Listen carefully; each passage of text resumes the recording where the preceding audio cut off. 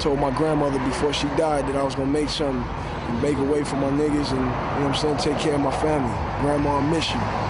Edith Ziegler, rest in peace.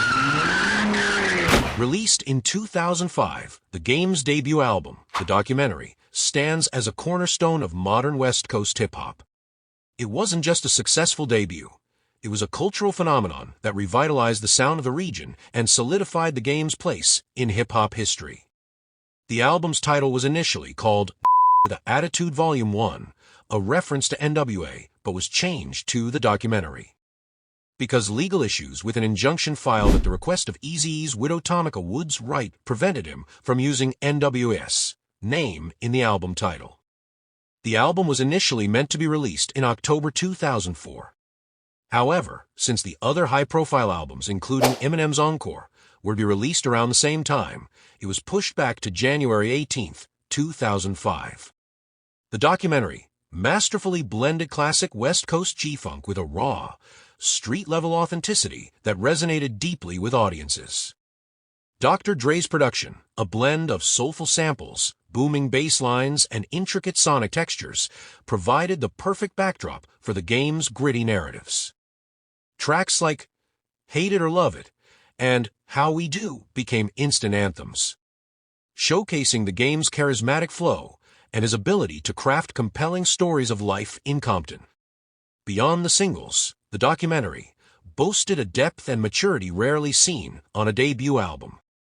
Tracks like West Side Story and Church for Thugs offered introspective moments, showcasing the Game's vulnerability and his reflections on life, loss, and the complexities of his environment.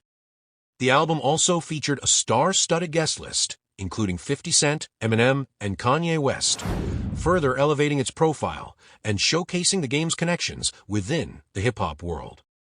The Game is often credited as a driving force in bringing the West Coast hip-hop scene back to recognition.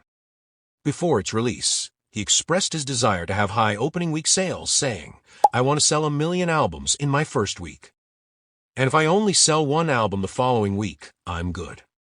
He also admitted feeling nervous about not being able to live up to the industry expectations, saying, "Yeah, I've got some butterflies.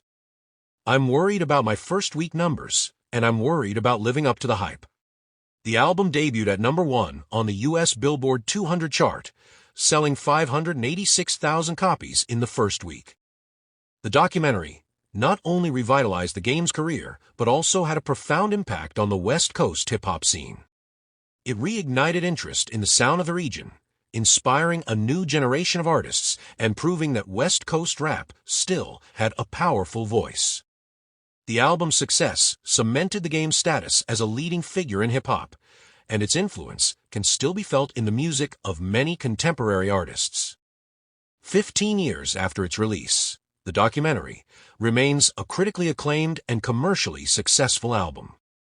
It stands as a testament to the Game's talent, his ability to capture the essence of West Coast hip-hop, and the enduring power of authentic storytelling in music. The album's impact on hip-hop is undeniable, solidifying its place as a classic and a timeless piece of musical art.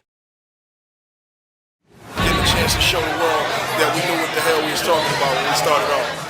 Me and Dre met at the fork in the road.